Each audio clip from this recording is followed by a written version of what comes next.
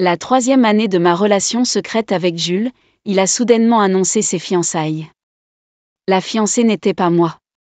Ceux qui étaient au courant de notre histoire me plaignaient, mais Jules s'est contenté de rire froidement. Si elle vous intéresse tant, pourquoi n'épousez-vous pas cette femme finie? Plus tard, quand Georges est tombé gravement malade et que notre entreprise a fait face à une crise, j'ai été forcée de révéler ma grossesse pour reprendre les rênes de l'affaire familiale.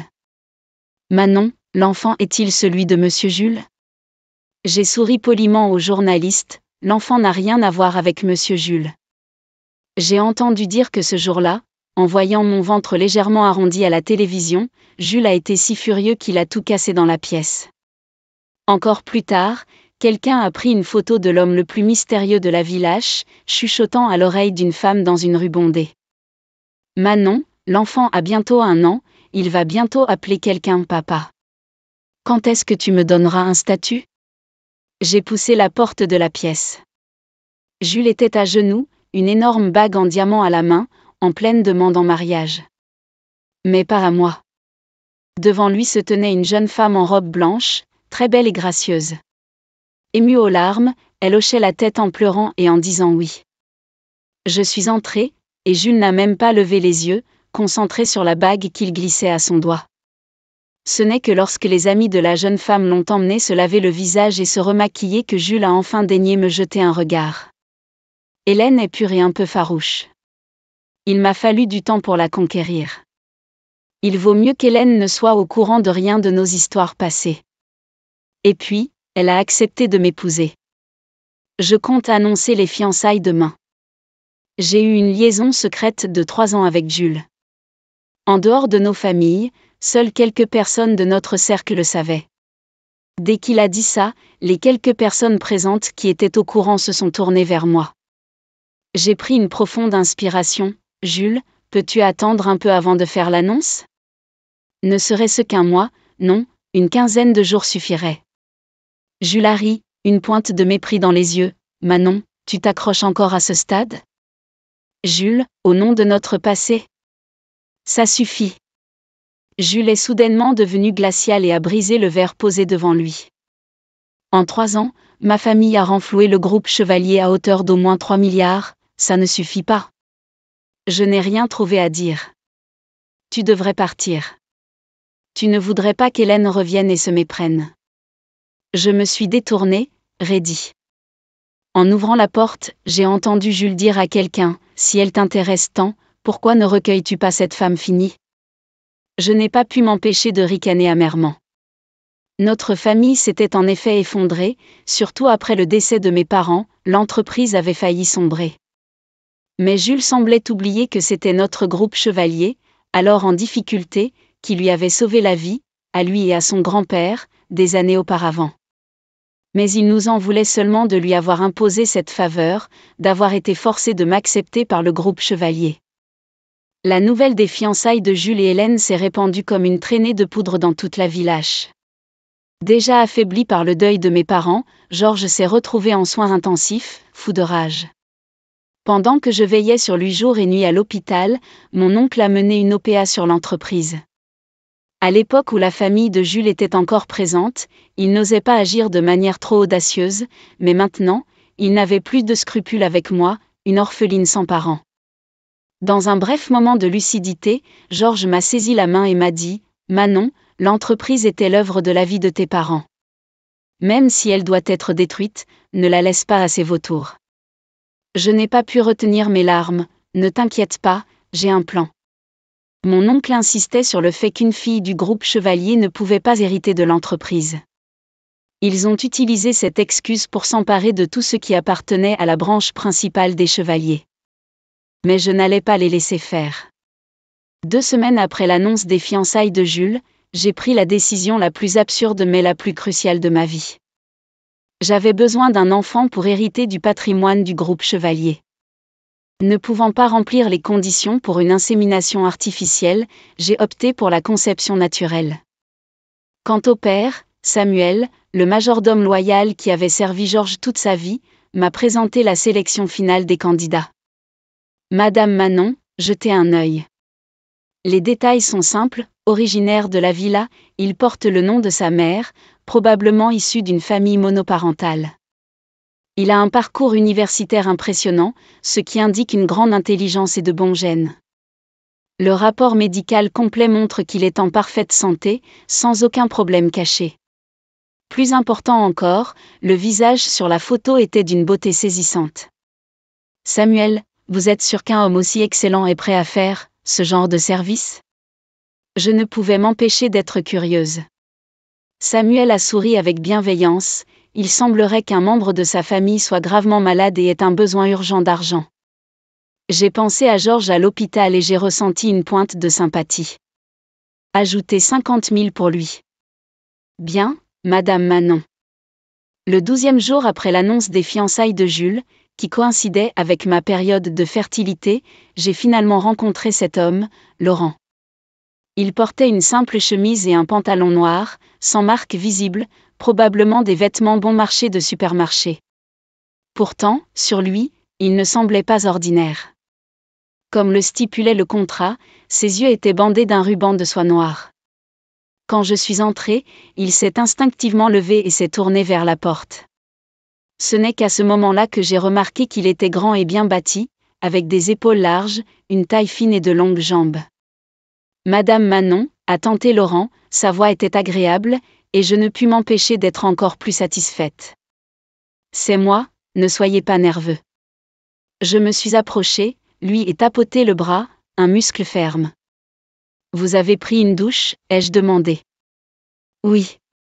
Bien que des gouttes de sueur nerveuse perlaient dans mon dos, je me suis forcée à adopter une attitude confiante et posée. Alors, commençons. Laurent ne pouvait pas me voir, mais moi, je le voyais. Après que j'ai prononcé ces mots, les coins de sa bouche se sont légèrement relevés. Me faisant face, malgré le bandeau noir, il a acquiescé d'un signe de tête, d'accord, Madame Manon. Ses doigts fins ont défait un à un les boutons de sa chemise, sortant avec soin le PAN de son pantalon. Quand j'ai vu sa taille fine et musclée et sa ligne en V, mon visage s'est instantanément empourpré. Au moment où il a défait sa ceinture, j'étais assez troublée pour me détourner. Le froissement du tissu s'est arrêté. Une voix profonde, au grain sexy, a rempli la pièce. Madame Manon, c'est prêt. Très bien, allez vous allonger sur le lit. J'essayais de projeter une image de facilité déconcertante en me retournant vers lui. Le long ruban noir pendait bas de ses cheveux courts, dissimulant ses yeux mais soulignant son nez remarquable. À 24 ans, c'était la première fois que j'observais si directement le corps d'un autre. Madame Manon? Peut-être à cause de mon silence, Laurent m'a appelé doucement.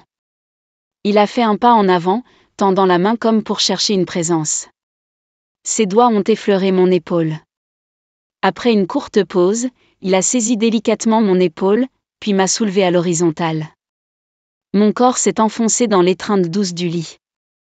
Les mains de Laurent se sont posées avec précaution de chaque côté de moi, veillant à ne pas m'écraser. Dites-le-moi si c'est inconfortable, Madame Manon. Mon cœur battait si vite que j'en avais la tête qui tournait, j'arrivais à peine à respirer. Arrêtez de bavarder et dépêchez-vous. J'ai tourné le visage, me mordant la lèvre avec force. J'ignorais que mes oreilles et ma nuque viraient au rouge. D'accord. Il a baissé la tête, le ruban noir a glissé, effleurant ma clavicule. Quand Laurent a essayé de m'embrasser, j'ai esquivé. Ne touchez pas ma bouche. Je bluffais, pensant que ma voix paraissait dure. Mais je n'ai pas réalisé que le son de mes mots tremblait. Si ça fait mal, mordez-moi. Laurent a pris mon visage entre ses doigts frais, déposant un baiser délicat sur le côté de mon cou. Au moment où il se penchait davantage, mon téléphone s'est mis à sonner. Laurent s'est arrêté instinctivement. Je me suis redressée d'un coup, attrapant mon téléphone. C'était Jules, à ma grande surprise. J'ai hésité un instant, puis j'ai raccroché. Mais il a aussitôt rappelé. J'ai jeté un coup d'œil au visage de Laurent à côté de moi. On dit que les gens aux lèvres fines comme les siennes sont froids par nature. Pendant un instant, j'étais ailleurs, mais peut-être que c'est une bonne chose. La froideur est une qualité pour ce genre d'accord. Après tout, il n'y aurait aucune attache une fois le marché conclu. J'ai répondu à l'appel. La voix de Jules me semblait étrangement inconnue. Manon, pourquoi ne m'as-tu pas dit que Georges était hospitalisé? Ce n'est pas un secret. Où es-tu maintenant? Je passe te chercher, on peut aller voir Georges à l'hôpital ensemble. Ce n'est pas la peine. Manon, Georges a été bon avec moi, je veux que le vieil homme parte en paix. J'ai dit, ce n'est pas la peine, mais merci pour le geste. Manon, tu devrais comprendre l'importance de la modération, non? La voix de Jules était remplie d'une colère à peine contenue. Je le connais bien, pour quelqu'un d'aussi arrogant, m'appeler pour faire amende honorable était rare. Mais honnêtement, ce n'est vraiment pas nécessaire. Il est trop tard pour ça. J'ai serré mon téléphone et jeté un coup d'œil à l'homme en face de moi. Je pouvais sentir les émotions fortes qu'il retenait, à peine maîtrisées. Jules, je n'avais pas fini quand Laurent a soudainement parlé à voix basse. Madame Manon, pouvons-nous continuer maintenant? Un baiser brûlant s'est posé une fois de plus au coin de ma bouche. Il était tendu, prêt à y aller. Le téléphone a glissé de ma main, tombant sur le sol. J'ai froncé les sourcils et laissé échapper un petit grognement. Aïe. La voix de Jules s'est brisée en fragments dans le combiné. Manon, avec qui es-tu? L'écran s'est éteint. De douleur, j'ai mordu violemment l'avant-bras de Laurent. Il s'est arrêté un instant, puis s'est penché à nouveau, doux mais ferme. Ses lèvres ont capturé les miennes. J'ai instinctivement essayé de le repousser. Mais après le doux baiser, est venue une douleur perçante. Laurent a brusquement stoppé son mouvement. Le ruban de satin qui était tombé de son front a légèrement frôlé mon cou. J'ai pleuré de douleur, mes doigts s'enfonçant inconsciemment dans son bras. Sa grande main, qui tenait ma taille, m'avait lâché à un moment donné. Il m'a hautement attiré dans ses bras. Mes cheveux humides collaient en désordre sur le côté de mon visage, mais ses longs doigts les ont doucement écartés. Le baiser, brûlant et pourtant tendre, s'est posé à nouveau. Alors que je m'adaptais progressivement, mon esprit a commencé à s'embrouiller. Il m'a de nouveau allongé. J'ai brièvement perdu connaissance pendant tout ça, donc je n'ai pas su que Laurent a dénoué le ruban qui lui bandait les yeux à ce moment-là. Dans la chambre faiblement éclairée, il a regardé mon visage, m'embrassant du front jusqu'en bas. Le lendemain matin, à mon réveil, je me suis retrouvée vêtue d'un pyjama propre et doux. L'autre côté du lit était vide. Comme si tout ce qui s'était passé la nuit précédente n'était qu'une illusion. J'ai lutté pour me lever et faire ma toilette. Quand je suis descendue pour le petit déjeuner, Samuel m'a dit que Laurent était parti comme convenu, la nuit précédente. Je me suis assise à table. En pensant à son audace de la nuit dernière, même si j'avais fini par perdre le contrôle moi aussi. Mon cou est devenu chaud. Vous l'avez payé? Un tiers a été versé comme convenu, le reste sera donné lorsque vous confirmerez la grossesse. J'ai hoché la tête, sans rien dire de plus. À l'hôtel Intercontinental, Laurent avait depuis longtemps troqué sa tenue bon marché. Il venait de finir de nager dans la piscine privée au dernier étage. La gouvernante de la famille l'attendait déjà dans le salon. Catherine a entendu dire que vous étiez à la Village ces jours-ci, elle veut que vous dîniez avec elle ce soir. Laurent a jeté nonchalamment sa serviette de côté en ricanant, ses intentions ne se limitent pas au dîner. Vous aurez 28 ans après le Nouvel An, pas étonnant que Catherine soit anxieuse. Laurent s'est dirigé vers le réfrigérateur et a pris une bouteille d'eau. Il a rejeté en arrière ses cheveux noirs et humides, révélant son front carré et ses sourcils aux angles vifs. Il n'y a pas le feu. D'ici quelques jours, elle pourrait bien être grand-mère. Laurent a bu une gorgée d'eau, plaisantant avec la gouvernante qu'il avait vue grandir. La gouvernante fut surprise. « Oh, mon Dieu, vous ne pouvez pas vous amuser avec ça. Vous êtes le seul héritier, vos futurs enfants vaudront leur pesant d'or, il faut être prudent. » Je sais. Laurent s'est assis sur le canapé, les yeux fixés sur la marque de morsure nette sur son bras gauche. En repensant à cette nuit, un regard doux a progressivement rempli son expression. Mais les choses ne se passent pas comme prévu. Mes règles n'avaient qu'un jour de retard, mais elles sont arrivées comme d'habitude. J'ai quitté la salle de bain et me suis assise sur le canapé, me sentant quelque peu vaincue. Dernièrement, le monde extérieur était devenu plus chaotique, et Georges était tombé dans un coma profond. Les médecins disaient qu'il tiendrait au plus un mois. J'ai fait venir Samuel. Contactez Laurent, nous réessayerons le mois prochain. Bien, Madame Manon. Je me suis levée, j'ai fait quelques pas, puis je me suis arrêtée pour regarder Samuel. Assurez-vous de revoir les règles avec lui.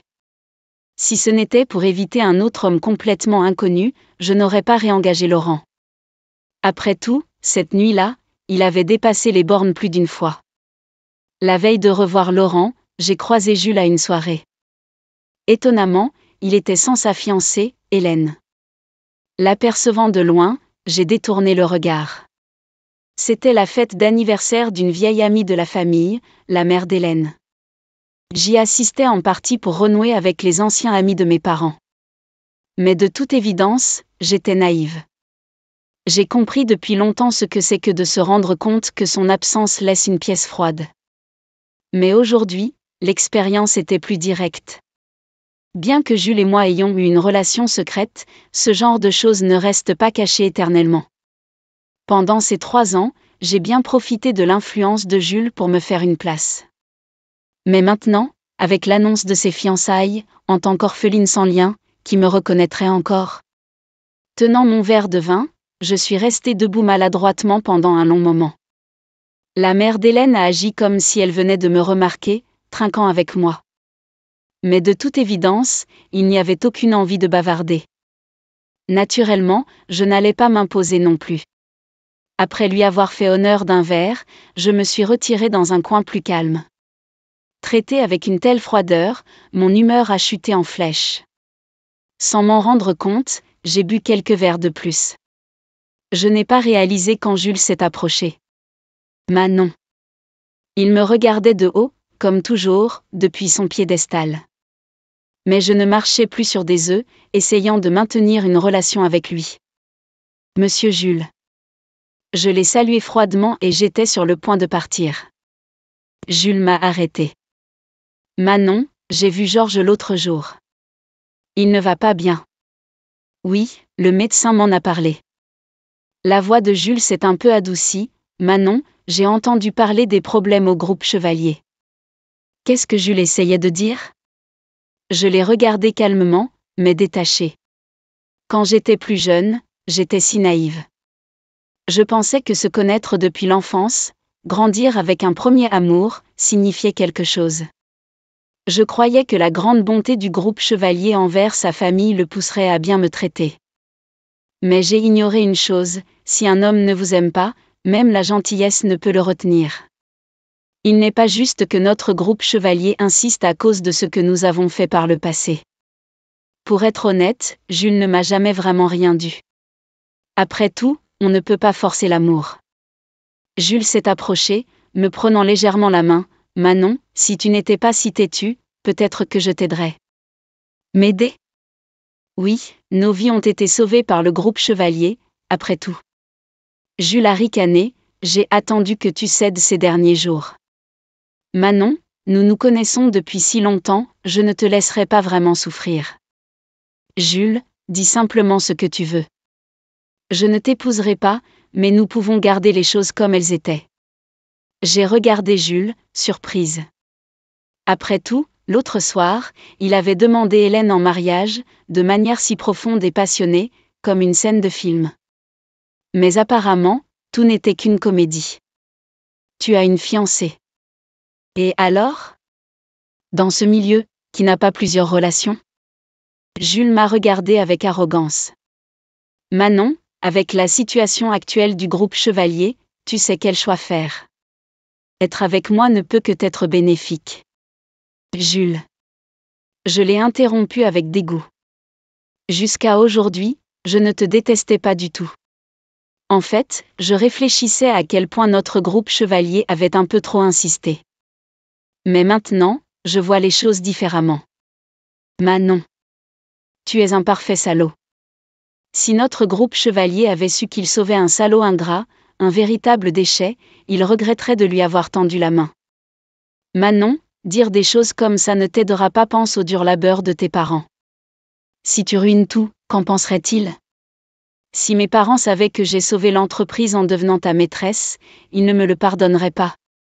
Tu ferais mieux de bien réfléchir. Tu sais que je ne te donnerai pas d'autre chance. J'ai pris mon verre et le lui ai jeté au visage, dégage. Le visage de Jules s'est assombri de rage. J'étais prête à ce qu'il me frappe. Il n'a jamais fait face à une telle insulte. Manon, j'attendrai le jour où tu regretteras et où tu reviendras en pleurant. Jules s'est retourné et est parti. La foule environnante bruissait de chuchotements.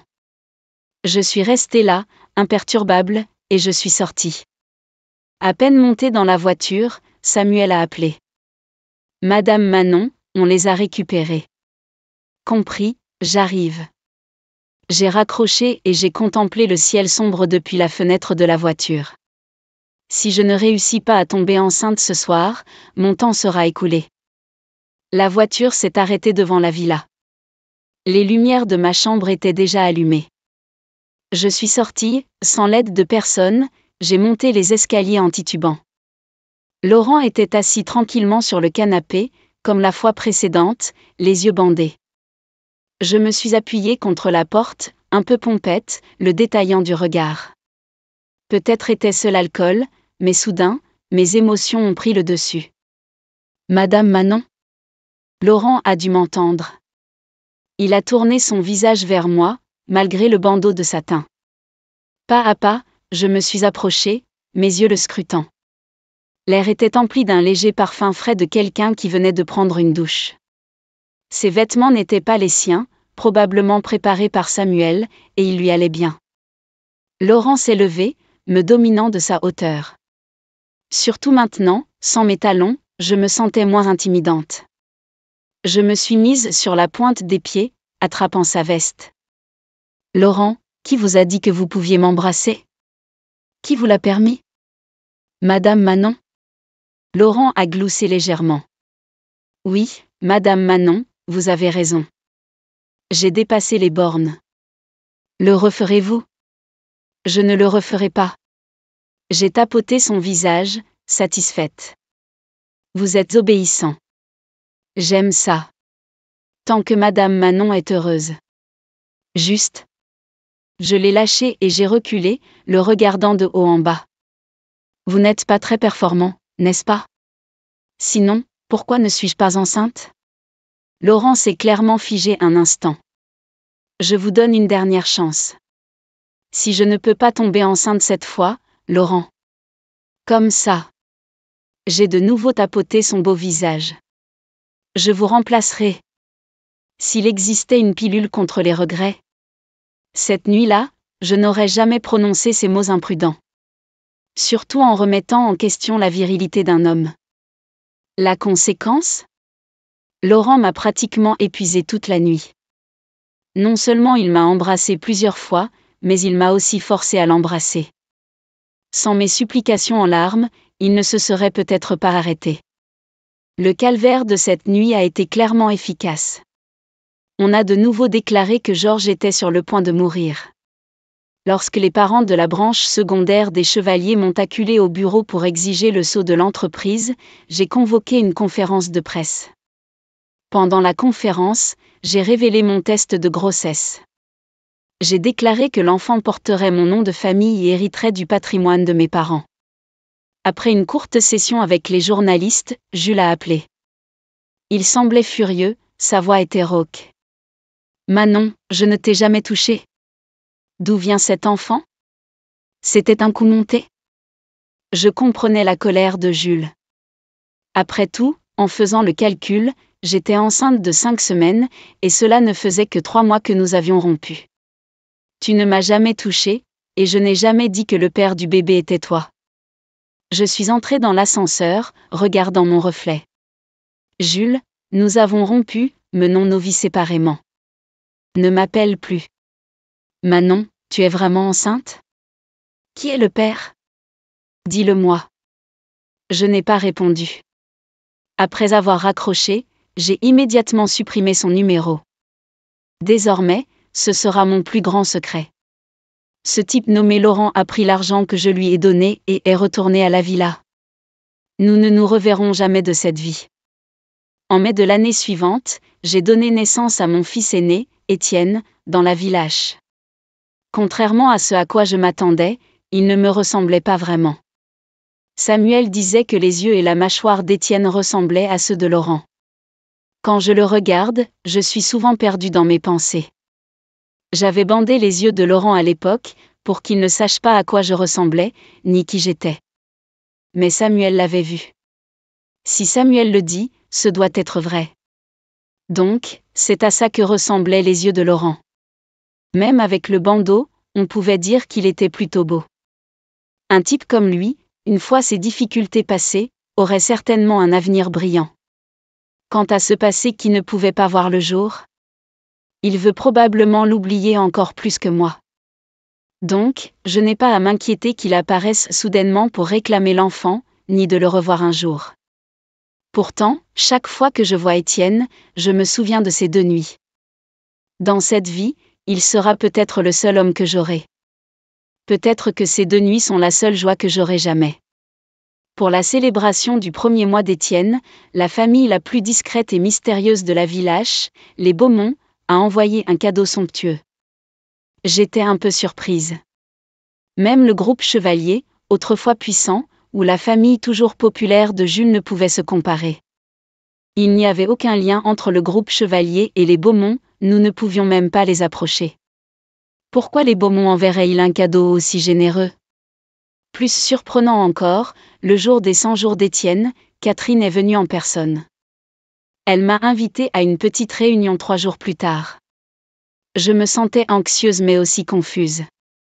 Catherine semblait être une aînée douce et bienveillante. Elle ne montrait aucune malice envers moi et semblait adorer Étienne. Lors de sa visite, en plus de m'apporter un cadeau, elle avait préparé un abondant présent pour les 100 jours d'Étienne. En partant, elle tenait affectueusement Étienne, se retournant plusieurs fois. Cela a éveillé mes soupçons. Alors, le jour de la réunion, j'ai veillé à ce que Samuel reste à la maison pour surveiller Étienne. J'ai ensuite pris mon assistante et mon chauffeur pour me rendre au club privé de Catherine. Dès que ma voiture s'est arrêtée, plusieurs personnes sont venues m'accueillir chaleureusement. Manon, veuillez entrer. Notre maîtresse vous attend. Oui, elle nous a demandé de guetter votre voiture. Merci, ai-je dit avec un sourire en les suivant jusqu'à l'atrium. De manière inattendue, j'ai vu une Bentley gris foncé se garer à proximité. Le chauffeur s'est empressé d'ouvrir la portière. Un homme de grande taille est sorti de la voiture. À travers une rangée d'arbres en fleurs, je ne pouvais voir qu'une silhouette. Mon cœur a raté un battement, et mes pas se sont ralentis. Je n'avais jamais vu Laurent en plein jour ou sous une lumière vive, mais cette silhouette me semblait étrangement familière. Puis je n'ai pu m'empêcher de chasser cette pensée. Laurent était de la villa. Sa mère était aussi de la villa. Samuel l'avait choisi précisément parce qu'il n'était pas de la village. Il n'apparaîtrait pas soudainement dans la village. Même s'il venait, ce ne serait pas une surprise. Serait-ce lui ? Manon, m'a appelé doucement quelqu'un à côté de moi. Reprenant mes esprits, j'ai rattrapé leur rythme. Catherine a un autre invité aujourd'hui ? C'est notre jeune maître qui vient de rentrer à la village, a répondu avec enthousiasme la personne en face, en montrant la Bentley. C'est sa voiture. Donc la personne de tout à l'heure était le fils unique de Catherine.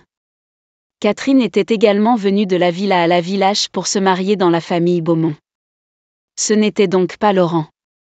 J'ai soupiré de soulagement, mais j'ai ressenti un inexplicable sentiment de perte. Je n'ai pu m'empêcher de rire de moi-même pour avoir ressenti cela. Pourquoi me sentais-je perdue ? Espérais-je secrètement revoir Laurent ? Ce que nous avions eu n'était qu'une transaction. Une fois terminée, elle aurait dû être complètement et proprement rompue.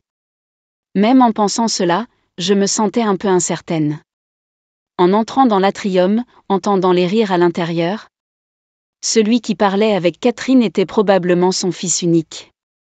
Instinctivement, j'ai levé les yeux. J'ai croisé le regard de cet homme. Des yeux que je n'avais jamais vus, et qui pourtant me semblait si familier. Pendant un instant, mon cœur s'est arrêté, tout comme mes pensées. Manon, tu es là. Catherine s'est levée chaleureusement, me prenant la main et me guidant vers un siège, ordonnant à un serviteur de servir le thé. Laurent, voici Manon. Catherine a regardé son fils, puis moi, son sourire s'élargissant. Manon, voici le fils qui m'attend déçu. Manon, ravi de vous rencontrer. Laurent s'est approché, me tendant la main. Mon cœur s'est emballé et a progressivement battu la chamade. Mon esprit est resté vide tandis que je commençais à entendre des bourdonnements dans mes oreilles. Je n'ai pas répondu poliment, ni tendu la main pour la serrer. Au lieu de cela, j'ai regardé Catherine, d'un air un peu impoli. Catherine, comment l'avez-vous appelé à l'instant ? Catherine a semblé légèrement déconcertée mais a continué de sourire. Il s'appelle Laurent. Hébété, j'ai répété, Laurent. J'ai regardé l'homme en face de moi. Sa carrure était exactement celle de Laurent. Si je couvrais ses yeux, ne laissant que son nez et ses lèvres. Soudain, mon corps a vacillé. Manon. Laurent m'a rapidement soutenue. Mais je l'ai repoussé, levant une main pour couvrir doucement ses yeux. Exactement pareil, exactement pareil. Je me suis souvenu de la première nuit avec lui. Je pensais que ses lèvres étaient un peu fines, on dit que les hommes comme ça sont volages. Mais pour moi, la volage était une bonne chose, parfaite pour cette transaction. Pourquoi m'avait-il trompé de la sorte ? Imaginez être né avec une cuillère en argent dans la bouche, un gosse de riche au teint et puissant. Et pourtant, prétendre être un étudiant fauché. Allant même jusqu'à conclure un marché ridicule avec moi. D'accord, peut-être que c'était pour le plaisir, pour le frisson. Une fois le marché conclu, tout aurait dû être terminé. Mais pourquoi réapparaît-il soudainement ? Pourquoi s'immiscer dans ma vie et celle de mon enfant ? Ce n'est que maintenant que je comprends un peu pourquoi les Beaumont ont envoyé des cadeaux pour le premier mois du bébé. Pourquoi Catherine est venue en personne quand Étienne avait 100 jours. Et pourquoi ils adoraient tant Étienne. Ils savaient qu'Étienne était le fils de Laurent. Ils veulent m'enlever mon enfant. Quand ma main est retombée du visage de Laurent, les larmes ont jailli. Laurent était manifestement désemparé, Manon. Il a instinctivement essayé d'essuyer mes larmes, mais j'ai repoussé sa main. Désolé, je ne me sens pas bien, je veux rentrer chez moi. Manon, vous avez l'air très pâle. Laissez Laurent vous raccompagner, a suggéré quelqu'un. J'ai essuyé mes larmes, j'ai regardé Laurent, et je n'ai pas pu m'empêcher de rire un peu. Manon. Sans un mot de plus, j'ai pris mon sac et je suis sortie. Catherine et Laurent m'ont suivi, mais je ne me suis pas arrêtée. Tout était trop soudain, trop écrasant à gérer. Je me sentais comme une idiote qu'on avait maintenue dans l'ignorance. Manon, ne pouvons-nous pas parler ? Laurent m'a attrapé le poignet. Je l'ai repoussé sans réfléchir. Si je me souviens bien, le contrat était très clair sur le fait que nous n'aurions plus aucun lien une fois qu'il serait terminé. Vous avez eu votre argent, respectez cet accord. J'ai pris une profonde inspiration, me calmant, l'enfant est à moi, et il n'a rien à voir avec vous. Personne ne me l'enlèvera. Manon, je n'ai jamais eu l'intention de vous enlever l'enfant. Très bien, alors c'est ma faute d'avoir pensé ça. Faisons comme si je n'avais rien dit. Puis-je rentrer chez moi maintenant ? Peut-être que mon humeur était trop mauvaise pour qu'il insiste. Laurent ne m'a plus arrêté. Catherine a appelé plusieurs fois, mais je l'ai ignoré. Laurent est même venu me voir chez moi, mais je ne l'ai pas reçu. Étienne grandissait de jour en jour, et sans surprise, il ressemblait comme 2 gouttes d'eau à Laurent. J'ai appris quelques petites choses sur Laurent par Samuel. C'est un enfant unique. Les grands-parents des 2 côtés n'ont pas d'autres petits-enfants. Ce n'était pas exactement une tromperie à l'époque. Laurent était son vrai nom. Me souvenir de ces rares moments me fait grincer des dents. J'ai même eu pitié de lui et j'ai voulu lui donner un demi-million de plus. A-t-il ri de ma bêtise en recevant l'argent ? Honnêtement, je ne comprends pas. Quelqu'un comme lui, ayant tout à ses pieds, n'importe quelle femme, n'importe quelle sensation forte, Pourquoi choisir de s'en prendre à moi? Il a dit qu'il ne voulait pas de l'enfant. Mais je ne suis pas assez naïve pour le croire. Ils n'ont personne d'autre dans la famille. Même si Laurent n'est pas intéressé, les aînés pourraient l'être. Et s'ils essayaient vraiment de me le prendre? Je ne peux même pas imaginer cette issue. Ce serait une bataille perdue d'avance. Malgré le fait d'avoir repoussé les Beaumont, Laurent s'est glissé sans effort dans ma vie. Il ne semblait pas pressé de se battre pour Étienne. Au lieu de cela, les cadeaux pour nous continuaient d'arriver. Même quand je les refusais à la porte, ils insistaient. Samuel a même suggéré que la volonté des Beaumont de ravaler leur fierté était rare. Un après-midi de septembre, sous une chaleur insoutenable, Samuel a remarqué Laurent qui attendait en bas. Laurent était là, en sueur, son costume drapé sur son bras, sa chemise collant à son dos. Étrangement, je ne pensais pas que les Beaumont avaient de mauvaises intentions. Et Laurent ne me semblait pas être un mauvais bougre. Samuel, jetant un coup d'œil en bas, semblait quelque peu compatissant. Ce dernier mois, vous avez tout vu, mademoiselle. Honnêtement, avec un statut comme le sien, si Laurent voulait quelque chose, se donnerait-il autant de mal? Je n'ai pas pu m'empêcher de regarder Laurent, qui se tenait là depuis près de 2 heures. Sous cette chaleur accablante, si quelque chose arrivait. En pensant à Étienne et à sa ressemblance avec Laurent, mon cœur s'est adouci. Faites-le entrer. Préparez-lui un thé pour le rafraîchir. Dis-je doucement, mon regard s'attardant sur son visage aristocratique. Après un moment, j'ai détourné les yeux en disant, je vais descendre et lui parler correctement. Samuel est descendu joyeusement, et j'ai attendu un peu avant de me changer et de descendre. Laurent sirotait du thé dans le salon. En me voyant, il a posé sa tasse et s'est levé. Manon. J'ai demandé au personnel de nous laisser seuls. Laurent, parlons, vous et Catherine, que voulez-vous de tout ça? Laurent m'a regardé, sans parler pendant un long moment. J'écoutais le tic-tac de l'horloge et le doux gazouillis des oiseaux dehors. Le son lointain des pleurs d'Étienne, puis son silence. À l'intérieur, l'air frais m'entourait, mais mon esprit était en proie à l'agitation. Avant que je ne puisse le congédier, Laurent a pris la parole. Manon, je veux vous épouser. J'étais abasourdie, manquant de faire tomber ma tasse de thé. Laurent a continué. Manon, cette idée n'était ni spontanée ni calculée. Alors, qu'est-ce que c'est? Laurent a esquissé un léger sourire. Manon, vous souvenez-vous avoir sauvé des gens de la mer avec Samuel il y a 20 ans? Bien sûr, je m'en souviens. Mais je n'étais qu'une petite fille à l'époque. Georges m'en parlait souvent, c'est pourquoi je m'en souviens aujourd'hui. À l'époque, Jules et Georges étaient ceux qui avaient été secourus par le yacht privé de ma famille. J'étais aussi parmi les rescapés, mais grand-père ne vous a jamais mentionné. Parce que c'est un cousin qui m'avait emmené en mer, il avait peur que la famille le découvre et le tienne pour responsable, alors il a caché mon identité. Je n'avais que 8 ans et j'ai eu peur en mer, j'ai failli y laisser ma vie. Tout ce dont je me souviens, c'est que le yacht avait une sculpture de S, la voix de Laurent s'est soudainement adoucie en se remémorant, et il y avait une petite fille très mignonne qui m'a donné une tasse d'eau chaude. Manon, pendant toutes ces années, je n'ai jamais changé d'avis. Je voulais retrouver cette personne et l'épouser. Laurent est parti depuis longtemps, mais mon esprit est toujours en désordre. J'ai appelé Samuel dans le bureau. Samuel, comment avez-vous trouvé Laurent à l'origine? En réalité, c'est Monsieur Laurent qui m'a contacté le premier, a dit Samuel, hésitant à croiser mon regard. J'avais déjà sélectionné 2 candidats pour vous et j'étais sur le point de vous livrer leur profil. Mais le profil et le CV de Monsieur Laurent étaient si impeccables que je l'ai personnellement favorisé et glissé dans le lot. Je ne m'attendais pas à ce que vous le choisissiez aussi. Je me sentais à la fois amusée et exaspérée.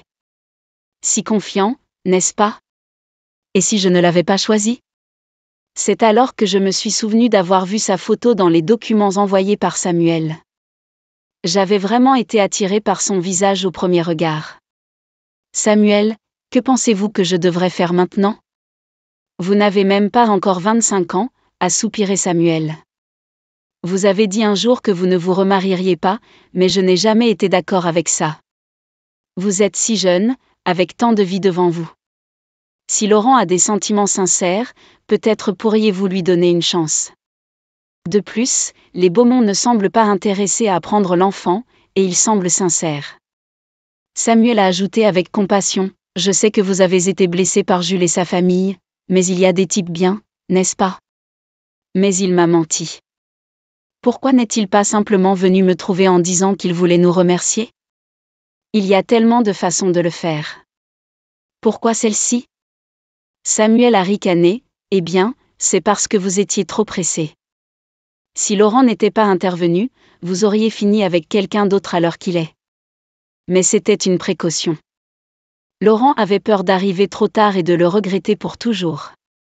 J'ai attrapé un oreiller et j'y ai enfoui mon visage. Mais je suis toujours en colère, et je ne l'aime pas. Pourquoi essayer avec lui ? Même si je voulais sortir avec quelqu'un, ce ne serait peut-être pas lui. Il y a des tonnes de beaux mecs dans la vie lâche. Essayez de ne pas rire, Samuel a dit, très bien, vous pouvez sortir avec qui vous voulez. Mais dès que je fais un pas, Laurent semble le savoir immédiatement. Même lorsque j'étais juste à un rendez-vous pour le thé de l'après-midi, sa Bentley était garée à proximité. Bien qu'il n'y ait rien d'officiel entre nous, je me sentais prise en flagrant délit lorsque sa voiture apparaissait. Laurent ne me dérangeait pas et ne sortait même pas de la voiture, mais je me sentais mal à l'aise et finissais par trouver des excuses pour quitter le rendez-vous. À la tombée de la nuit, j'ai finalement attrapé mon sac et je suis sortie. Laurent est sorti de la voiture, lui aussi. Les lampadaires jetaient une lueur colorée sur lui. J'ai fait semblant de ne pas le voir et j'ai continué à marcher jusqu'au carrefour, sans jamais me retourner. Mais je savais, sans l'ombre d'un doute, qu'il me suivait. Alors que le feu passait au vert et que je m'apprêtais à traverser, Laurent m'a doucement attrapé le poignet. Des cyclistes passaient à toute vitesse, et il m'a mise en sécurité devant lui. La vie lâche s'était refroidie. Il portait un mince manteau bleu marine, et j'étais complètement enveloppée dedans. « Manon » a-t-il appelé doucement, arrangeant mes cheveux en désordre dans la brise. J'ai remarqué quelqu'un qui prenait des photos à proximité. Les rumeurs sur les Beaumont et Laurent ont été rampantes ces derniers temps. Il passe le plus clair de son temps dans la villa, et dans la vie lâche, il est discret et mystérieux. Mais il est venu trop souvent chez moi, attirant les curieux et les paparazzis. « Laurent, je crois que quelqu'un prend des photos », ai-je dit en essayant de me dégager.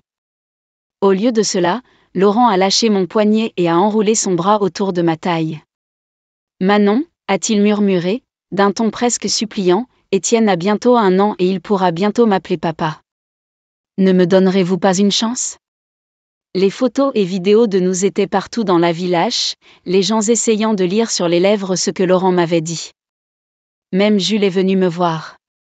C'était étrange, car il semblait tellement aimer Hélène, et pourtant ils avaient annoncé leur fiançailles il y a presque 2 ans et ne s'étaient toujours pas mariés. Jules a été direct, « L'enfant est-il celui de Laurent ? » Je n'ai pas répondu directement, répliquant, « Qu'est-ce que ça peut te faire ? » Manon, Laurent vient d'une grande famille, et étant le seul descendant des Beaumont et de sa famille maternelle, penses-tu qu'il t'a approché juste pour l'enfant ? Est-ce que ce sont tes affaires ? Ai-je rétorqué. Manon, je m'inquiète pour toi. Je ne veux pas que tu te fasses avoir et que tu finisses par souffrir. De quoi pourrait-il m'avoir ? S'il voulait Étienne, tu te fais des idées. Laurent est arrivé rapidement, ça devait encore être Samuel. Je me suis adossée au canapé confortable, sirotant un thé chaud. Laurent est entré, couvert de neige, et le majordome lui a rapidement servi son thé préféré. Il s'est assis à côté de moi aussi à l'aise que s'il était chez lui. Jules avait l'air un peu gêné mais a quand même réussi à dire « Tu me dis que Laurent n'a jamais pensé à ça ? Étienne est ton enfant, ton fils. Même si tu n'y as pas pensé, les Beaumont ou la famille de ta mère, eux, n'y ont-ils pas pensé ? » J'ai tenu ma tasse de thé, regardant les feuilles de thé flotter à l'intérieur. C'était en fait quelque chose qui m'intriguait aussi. Mais je n'ai jamais demandé à Laurent. Laurent a baissé la tête pour boire son thé, le bruit du couvercle de la tasse était net. À l'intérieur, il faisait chaud, mais dehors, la neige tombait à gros flocons. J'ai posé ma tasse et j'ai regardé la neige dehors. Mais Laurent a de nouveau saisi ma main. Étienne portera toujours le nom de sa mère, a dit Laurent avec détermination. Jules était visiblement surpris. Laurent, peux-tu vraiment faire ça? Je n'ai pas pu m'empêcher de le regarder. Le temps nous le dira, ai-je pensé. Tout le monde peut faire des promesses, n'est-ce pas? Le visage de Jules s'est encore assombri. Laurent a ricané légèrement. En effet, qui ne peut pas faire une promesse? Jules et ton grand-père le savent probablement mieux que quiconque. Le visage de Jules est devenu pâle. Oui, son grand-père avait fait toutes ses promesses il y a longtemps. Mais à la fin, elles n'avaient rien signifié. Quand Georges m'a confié à ses soins, il avait aussi promis qu'il prendrait soin de moi et protégerait le groupe Chevalier. Et qu'est-il arrivé à la fin? Pourtant, j'ai finalement tourné la page. Enfin, j'ai complètement tourné la page. Nous plaçons de l'espoir dans le retour, c'est pourquoi nous devenons si déçus. Et lorsque nous cessons d'attendre quoi que ce soit en retour, c'est alors que la vie nous offre le meilleur arrangement. Comme, amener Laurent dans ma vie. Une fois notre mariage arrangé, Laurent a naturellement commencé à vivre chez moi. C'était toujours la même chambre. Toujours cette nuit sereine. La seule différence était que Laurent ne portait plus de bandeau noir. Nous avions tous les deux un peu bu. Me sentant pompette, je l'ai poussé sur le canapé et je l'ai vraiment regardé pour la première fois. À quoi tu penses? Je me demande pourquoi tu fais ça. Je n'ai aucun moyen de te rendre l'appareil pour ta bonté, alors bien sûr, je devais me donner à toi en retour. Mais alors, ne suis-je pas la perdante dans l'histoire? Laurent a ri, me serrant fort, posant son menton sur mon cou. Manon, c'est de ma faute. Bien sûr que c'est de ta faute. Tu n'as aucune idée à quel point je te détestais. Tu ne sais pas non plus à quel point je t'aimais. Es-tu sérieux quand tu dis que tu laisses Étienne porter mon nom de famille? Bien sûr. Et si je ne veux pas d'autres enfants à l'avenir? Alors nous n'en aurons pas. Mais les Beaumont et la famille de ta mère n'ont que toi. Ils ont Étienne. Laurent a baissé la tête et m'a doucement embrassé. N'est-il pas aussi mon enfant? Ne porte-t-il pas le sang des Beaumont et de ta famille? Peu de gens pensent aussi clairement. Les gens se soucient de choses différentes, c'est tout.